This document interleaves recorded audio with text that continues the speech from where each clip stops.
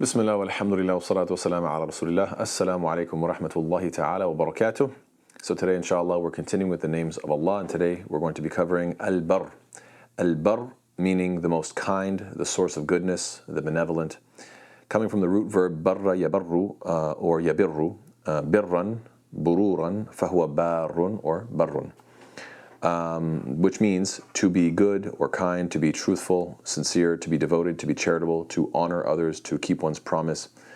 Really, simply put, al-bir means goodness, but also coming from the same root is al-bar. Al-bar actually means the land. And the idea here is that land is stable, it's something that's fixed, and so is goodness. Usually when things are good, it creates peace and stability and calmness, as opposed to, the various examples Allah gives about people who are out to sea and they feel like, they're in waves upon waves, underneath darkness upon darkness, and it's a very scary situation when you go out into the water, because there's nothing stable. Anyhow, Al-Baar is only found once in the Quran, and the context is that Allah Ta'ala is quoting the believers when they are in paradise, and they're so grateful that they're in paradise, and they say, "Inna kunna min qablu nad'uhu innahu huwal barrur rahim." Indeed, we used to supplicate to Him. They're basically reminiscing about being in this life, praying and hoping that they go to paradise, and now they're like, "Oh, I remember when we used to supplicate to Allah Ta'ala. Indeed, it is He who is the most kind and the most merciful." So Allah Ta'ala joins these two names of Al-Barr and Ar-Rahim. Why does the believer mention these two names when entering paradise? It's because they know that they were gifted. It was a generous gift. Al-Barr, it was good. Goodness was this gift of life, this opportunity to enter into paradise, this opportunity to live this life and to be tested, and to be given revelation, and this gift is such a blessing. It's so generous, it's so kind. But at the same time, throughout this life, what did we do? We stumbled, we made mistakes, we made lots of errors, and yet Allah Ta'ala was still merciful towards us. So Allah was Rahim. So while they're in paradise and they're thinking, I can't believe I was gifted the opportunity, and I can't believe throughout my opportunity I made so many mistakes, but I was still shown mercy. So the fact that I was given the gift and the opportunity, Al-Barr, and the fact that I was shown mercy and that my mistakes were overlooked, Ar-Rahim, right? So they're reminiscing and saying Allah truly indeed is Al-Barr Ar-Rahim. So Ibn al-Qayyim, he says that when it comes to the name of Allah, Al-Barr, it represents both Allah Ta'ala's essence and as well as Allah Ta'ala's actions. Allah is Al-Barr, goodness in and of itself. This is fi dhatihi, in His self or in His essence. And then fi af'alihi, when it comes to His creation and when it comes to His actions and the things that He does, He's also nothing but goodness. And so subhanAllah, this is one of those names that covers both, you could say, the personal as well as the actions that take place from Allah subhanahu wa ta'ala. Now, as for the blessings when we count how many blessings we have, the fact that we were given life, and throughout this life we're given more blessings than we can even count. Allah Ta'ala says, وَإِن تَعُدُّوا نِعْمَةَ اللَّهِ لَا تُحْصُوهَا. If you should try to count the favors of your Lord, you could not enumerate them. So that's point number one. And furthermore, in addition to all the different gifts that we're given in this dunya, we're also given guidance for the akhirah. Allah says, يُرِيدُ اللَّهُ بِكُمُ الْيُسْرَ وَلَا يُرِيدُ بِكُمُ الْعُسْرَ. Allah intends for you ease and doesn't intend for you hardship. This guidance is something that makes life easier. And then there's great, huge blessings that the believer receives on Judgment Day. So imagine standing before your Lord and knowing how many sins you've done. In fact, the Prophet ﷺ describes this scene and says, إِنَّ اللَّهَ يُدْنِي الْمُؤْمِنِ. Allah Ta'ala will bring the believer near to him. فَيَضَعُ عَلَيْهِ كَفَنَهُ. And He will shelter or screen him. وَيَسْتُرُهُ. And He will cover him. And so this is a private conversation between a servant and his Lord. And what will He say? فَيَقُولُ أَتَعْرِفُ ذَنْبَ كَذَا أَتَعْرِفُ ذَنْبَ كَذَا. Do you know about this sin? What about this sin? What about this sin? He's going to start enumerating all the sins that this person did. فَيَقُولُ نَعَمْ أَيْ رَبِّ حتى إذا قرره بذنوبه ورأى في نفسه أنه هلك. So yes, the believer, the abd of Allah Ta'ala will say, yes, my Lord, and he will keep on asking Him until he confesses all of his sins, and he will think that he is ruined. He will think this is it for me. Allah Ta'ala is forcing a confession out of me for all this. And then Allah Ta'ala will say what? قال سترتها عليك في الدنيا وأنا أغفرها لك اليوم فَيُعْطَى كِتَابَ حَسَنَاتِهِ. Subhanallah. That Allah Ta'ala will say, I screened your sins in the world and I forgive them to you today, and then He will give the book of His good deeds into His hand. And clearly this is in the right hand. So subhanallah, you can see this is a beautiful hadith in Sahih Bukhari describing this scene that Allah Ta'ala is gifting you with this life, gifting you with His forgiveness, gifting you with guidance, and then ultimately gifting you with even more forgiveness on Judgment Day. And then, subhanallah, the blessing of paradise, which is unimaginable, as Allah Ta'ala says, فَلَا تَعْلَمُ نَفْسٌ مَا أُخْفِيَ لَهُم مِّن قُرَّةِ أَعْيُنٍ. That, and no soul knows what has been hidden for them of the comfort of the eyes. Again, the coolness of the eyes, this term, comfort of the eyes or coolness of the eyes, the قُرَّةَ عَيْنِ, قُرَّةَ أَعْيُن, coolness implies what? That you cry tears of joy and that it like it cools your face. That's the impression. So something that's going to be so unimaginably great, but it's going to bring tears of joy, subhanAllah. So the big question, of course, is what is the effect of this name of Allah, Al-Baar, on the believer? Well, in recognizing that Allah Ta'ala is Al-Baar, the believer is patient because he knows that his challenges are a blessing in disguise. Number one, you're patient with your challenges because subhanAllah, they're making you grow, they're making you a better person. This is very much easier said than done, but we look to the stories of the Anbiya for comfort. For example, we know that Yusuf alayhi salam, his brothers betrayed him, he was put into slavery, he was seduced, or at least an attemptation, and then he was falsely incarcerated. Each of them were building up his character and building him up to the highest station, not only in this dunya but also in the akhirah. What a beautiful story to remind us that yes, even though you go through a lot of hardships, these are gifts of Allah, and Allah is being merciful towards you, and He's being kind towards you. Furthermore, we strive to be a source of good so that we can be from amongst Al-Abrar. Al-Abrar is the plural of those who are Al-Baar, as in people who are good people, righteous people, kind people. And Allah Ta'ala says, إِنَّ الْأَبْرَارَ لَفِي نَعِيمٍ وَإِنَّ الْفُجَّارَ لَفِي جَحِيمٍ. Indeed, the righteous will be in na'im, they will be in this pleasure, this joy, and indeed the wicked will be in hellfire. And Ibn al-Qayyim, he says that as for the first verse, إِنَّ الْأَبْرَارَ لَفِي نَعِيمٍ, he says that this doesn't just apply to Judgment Day and paradise and so forth. Even in this dunya, you'll find that righteous people stick together and they're in good places, places of blessings, places like the masjid, etc. They spend time with each other and they create a beautiful environment. Furthermore, Allah Ta'ala says what? وَلَيْسَ الْبِرُّ بِأَن تَأْتُوا الْبُيُوتَ مِنْ ظُهُورِهَا وَلَكِنَّ الْبِرَّ مَنِ اتَّقَى. That it is not righteousness to enter your homes from the back, but righteousness is in one who fears Allah. This is describing those in the time of Jahiliyyah that they would make Hajj, but they said, oh, I left my house and I made the vow that I would not walk back into my house until I was done. Oh, but I want to go get something from my house. So what they do, instead of walking in through the front door, they go in through the back door and say, oh, I didn't break my vow. So simply put, they're kind of lawyering their religion, whatever false religions these people had before. They're trying to lawyer it and play games with it. Sometimes even in the masjid, kids do things like this, unfortunately. Sometimes you'll find, usually it's not adults, usually it's like little children.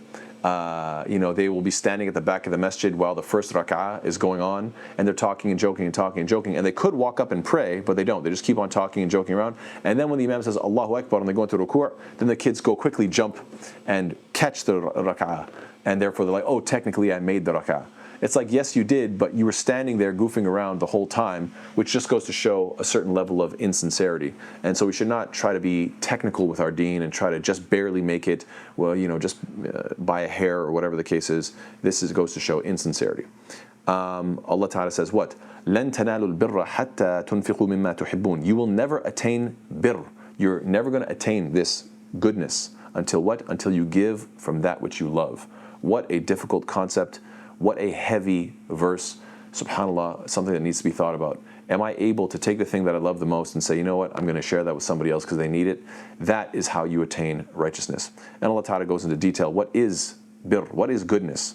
ليس البر أن تولوا وجوهكم من قبل المشرق والمغرب. Allah Ta'ala goes on and says, righteousness is not that you turn your faces towards the east or the west, but, and then look at this gigantic, beautiful list describing what it means to be a good person. This is really what we should be giving da'wah to and telling the non-Muslim world that this is what it means to be a Muslim. We strive to be good people. This is goodness.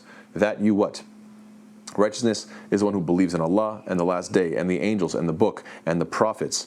And they give their wealth in spite of love for it. Despite the fact that they love their wealth, they still give it. They give it to the relatives and to the orphans and to the needy and to the traveler, those who ask, those who are in need, and they free the slaves, and who establish the prayer and pay their zakah, and they fulfill their promises whenever they promise, and to those who are patient in both poverty and in hardship and during battle. Those are the ones who have been true, and is those who are righteous. SubhanAllah. You look at this list and you analyze it and you realize, SubhanAllah, nobody can argue with this. This is true righteousness. This is what it means to have al-birr, to have goodness. SubhanAllah. Furthermore, Allah Ta'ala says when it comes to goodness, you need to help each other in it. Allah commands, وَتَعَاوَنُوا عَلَى الْبِرِّ وَالتَّقْوَى وَلَا تَعَاوَنُوا عَلَى الْإِثْمِ وَالْعُدْوَانِ. Allah says cooperate in righteousness and piety, and do not cooperate in sin and aggression. So this is all what? This concept of birr. Furthermore, Allah Ta'ala says what? رَبَّنَا فَاغْفِرْ لَنَا ذُنُوبَنَا وَكَفِّرْ عَنَّا سَيِّئَاتِنَا وَتَوَفَّنَا مَعَ الْأَبْرَارِ. We make dua, we say, oh our Lord, forgive us for our sins and remove from us our misdeeds, and cause us to die with al-abrar, the people of birr, the people of righteousness. Allah Ta'ala says what? وَمَا عِنْدَ اللَّهِ خَيْرٌ لِلْأَبْرَارِ. And what is with Allah is best for the righteous. There's so many ayat that describe al-abrar and how they're going to paradise and how they are blessed. Allah says, كَلَّا إِنَّ كِتَابَ الْأَبْرَارِ لَفِي عِلِّيِّينَ. And Allah Ta'ala also says what? إِنَّ الْأَبْرَارَ لَفِي نَعِيمٍ. So Allah says, indeed, the record of the righteous, they are already in the book of the names of people of paradise. And indeed, they are going to be in the pleasure, al-na'im, nothing but bliss, inshallah ta'ala. How do we attain al-birr, righteousness? By being good to our parents. We know that both, this is mentioned in Surah Maryam, talking about Yahya alayhi salam as well as Isa alayhi salam. وَبَرًّا بِوَالِدَيْهِ وَلَمْ يَكُنْ جَبَّارًا عَصِيًّا. And dutiful to his parents, and he was not disobedient, he was not a tyrant. So birrul walidain, being good towards your parents. He was barran liwalidayhi, and for Isa alayhi salam, وَبَرًّا liwalidati. He says, I was good to my mother. I was barran liwalidati, to my mother. SubhanAllah. In fact, SubhanAllah, when the Prophet was asked what are the best of deeds, this is what Abdullah ibn Mas'ud narrates. He says, سألت النبي صلى الله عليه وسلم أي العمل أحب إلى الله. What deed is the best, is the most beloved to Allah Ta'ala? قال الصلاة على وقتها. Prayer in its proper time. وقال ثم أي. Then what? قال ثم بر الوالدين. Then being good towards one's parents. ثم أي. Then what? And he says الجهاد في سبيل الله. Then fighting in the path of Allah Ta'ala. Furthermore, the Prophet ﷺ says what? الماهر بالقرآن مع السفرة الكرام البررة. So the one who is proficient in the Quran is going to be with who? The noble and upright and recording angels, as-safara. So subhanAllah, if you memorize the Quran, then inshallah on Yawm al-Qiyamah you're going to be what? In the highest of levels. And then subhanAllah, even greater than that is what? وَالَّذِي يَقْرَأُ الْقُرْآنَ وَيَتَتَعْتَعُ فِيهِ وَهُوَ عَلَيْهِ شَاقٌ لَهُ أَجْران. And he who falters in it and finds it difficult for himself, will have double the reward. So subhanAllah, it's even greater. So whether you are an expert in the Quran or whether you're having trouble, inshallah ta'ala, you always want to be moving in the towards Quran, no matter what.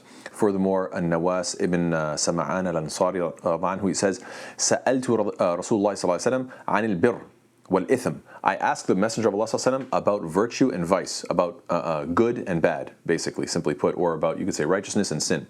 And he said what? Al-Bar, he says, Al-Birru husnul khuluqi. That righteousness, al-birr, goodness is what? Is good character. SubhanAllah. You want to get close to Allah, al-Bar, the ultimate source of all goodness, then you want to have more birr, more goodness in your life. And that is through what? Husnul khuluq, that is through good character. وَالْإِثْمُ مَا حَاكَ فِي صَدْرِكَ وَكَرِهْتَ أَنْ يَطَّلِعَ عَلَيْهِ النَّاسِ. And that sin is what rattles in your heart, and that you would dislike that people find out about it. So there's a beautiful hadith in Sahih Muslim saying, you want to know when something's evil, simply you have to know that it's something that you feel uncomfortable with. It's something that you've done, and then you keep thinking, should I have really done that? Do I feel bad about that? Oh, I shouldn't have done that. I feel bad about that. It's something that makes you upset. And then furthermore, you really dislike when people find out, you feel awkward that, oh, people, you know that I did that? It feels super awkward. So that's how you know it's evil. Furthermore, the Prophet says what? إِنَّ الصِّدْقَ يَهْدِي إِلَى الْبِرِّ وَإِنَّ الْبِرَّ يَهْدِي إِلَى الْجَنَّةِ. That truth leads truth leads to righteousness, and righteousness leads to paradise. So as long as you're an honest and truthful person, then inshallah ta'ala, your truthfulness and your honesty will lead you closer and closer to becoming a more righteous person. Why? Because you're going to say, I have to be honest. This is a good thing. Well, then I should do it. I have to be honest. This is a bad thing. I should stay away from it. And the more you go towards good and move away from evil, then inshallah ta'ala, you will get to paradise bi'idhnillah. The final point I want to mention is this famous question that people ask: how is goodness decided? And this is commonly known as Euthyphro's dilemma. Is something good because God says so, or does God say so because it's good? So this classic question is from the ancient Greeks, and basically they're trying to put the believer in an awkward position, saying, look, here are your two options. If God only commands that which is good, that means that there's a standard above him that he must conform to. Obviously, we don't believe anything is above Allah.